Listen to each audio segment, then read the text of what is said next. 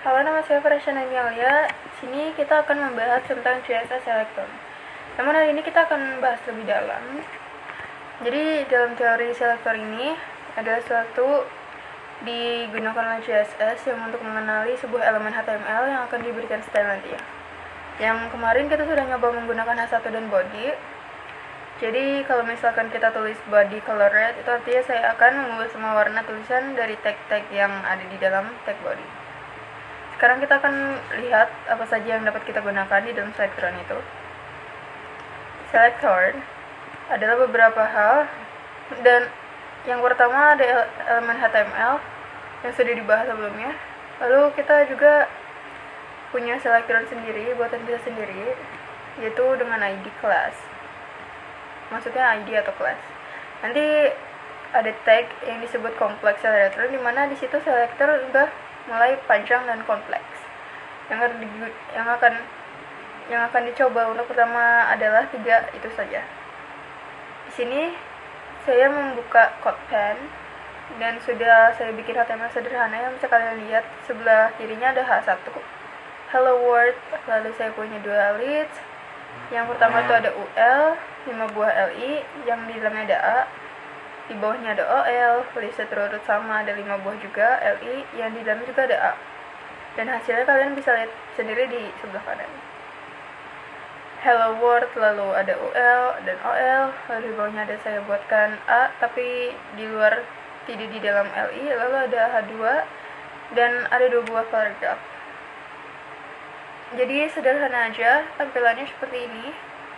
Sekarang kita akan coba menggunakan selector yang tadi dijelaskan. Ada elemen HTML, ada ID class, ID dan class. Misalnya gini, seperti kemarin yang sudah kita coba, kalau saya tulis body, artinya selector adalah elemen HTML. Lalu font family, lalu saya isi dengan Arial, makanya artinya seluruh tulisan yang ada di dalam body itu, tipe tulisannya akan berubah menjadi Arial. Ini adalah salah satu penggunaan selector tipe tag HTML.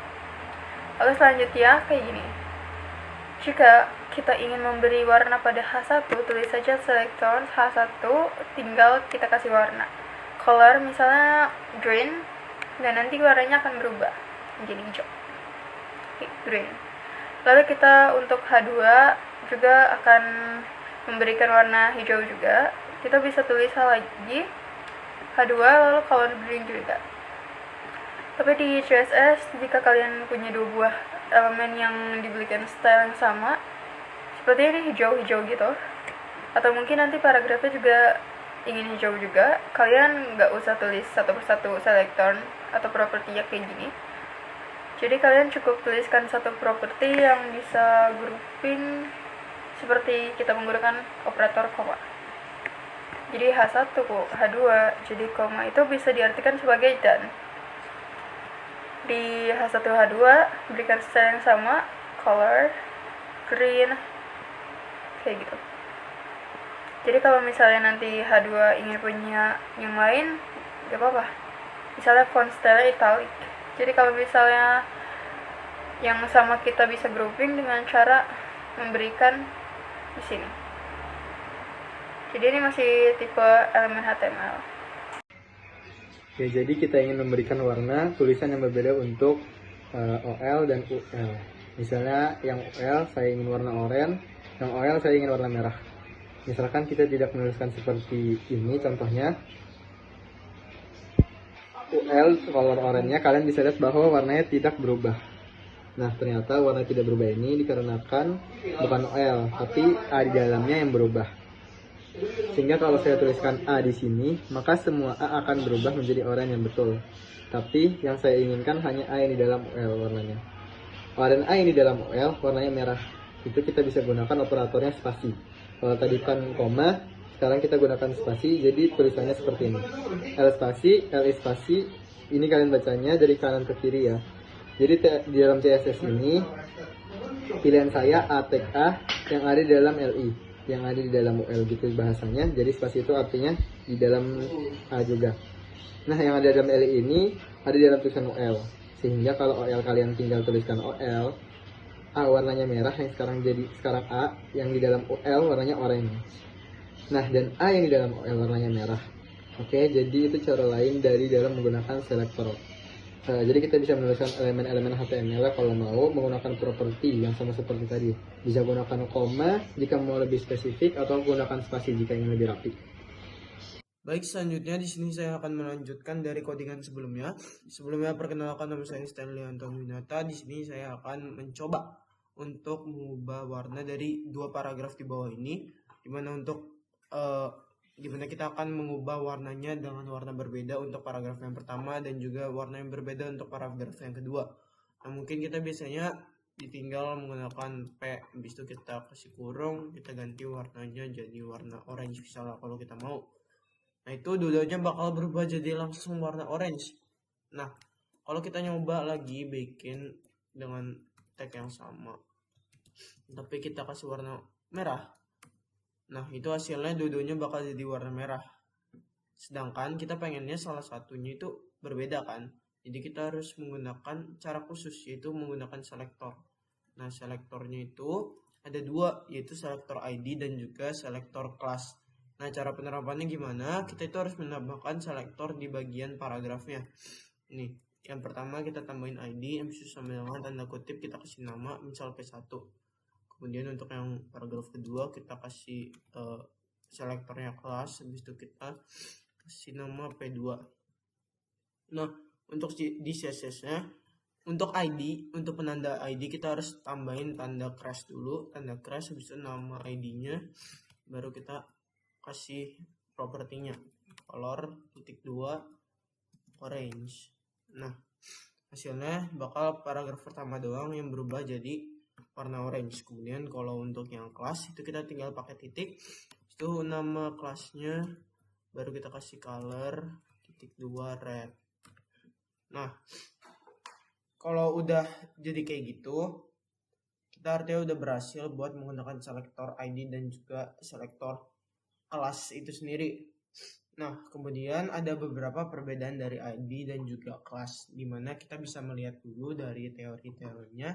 Itu yang mana untuk ID itu sendiri, yang pertama adalah sebuah elemen HTML yang hanya boleh memiliki satu ID. Kemudian satu halaman hanya boleh memiliki satu elemen dengan ID tersebut. Jadinya misal kita udah menggunakan P1 untuk paragraf yang pertama kayak yang tadi, nggak boleh lagi ada elemen lain yang namanya juga P1. Kemudian ID juga dapat digunakan sebagai penanda halaman untuk hyperlink. Jadi kita bisa pakai hyperlink, kemudian kita juga bisa gunakan untuk JavaScript.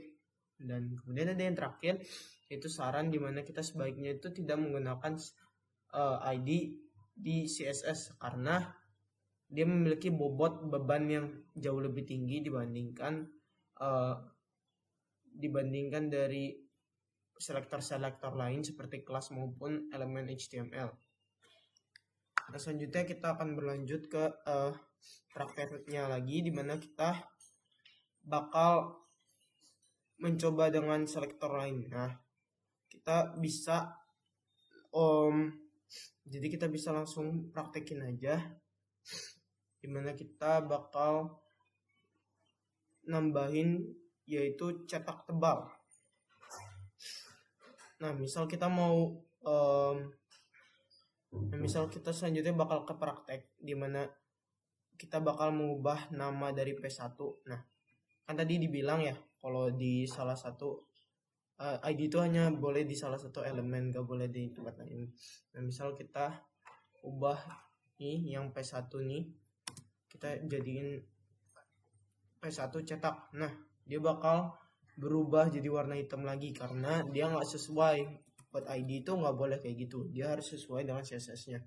Nah, kemudian untuk di yang P2, kalau kita ubah terus kita kasih keterangan cetak tebal, nah ini dia bakal tetap warna merah.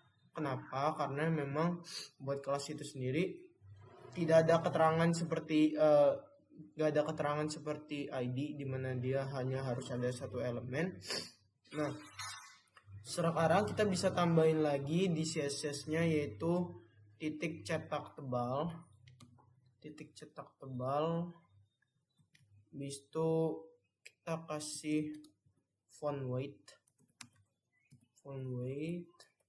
kita kasih bold. Nah, dengan kayak gitu, buat dari paragraf keduanya yang udah dikasih keterangan cetak tebal, dia bakal langsung bold. Nah, kemudian kita juga bisa barengin atau hubungin kelas itu dengan bagian yang lain. Misal kita mau hubungin dengan yang informatika 11.1. Nah, untuk yang informatika 11.1 berarti kita harus tambahin di bagian A-nya yaitu kelas sama dengan tanda kutip cetak tebal biar terhubung. Nah, udah kayak gitu tuh informatika 11.1-nya bakal dapat bold juga, jadinya itu udah terhubung buat antara informatika 11.1 dan juga buat dari paragraf yang kedua. Nah, kemudian misal kita mau mengubah format dari yang paragraf kedua tapi nggak mempengaruhi dari yang informatika 11.1. Nah, itu kita bisa tulis yaitu P titik cetak tebal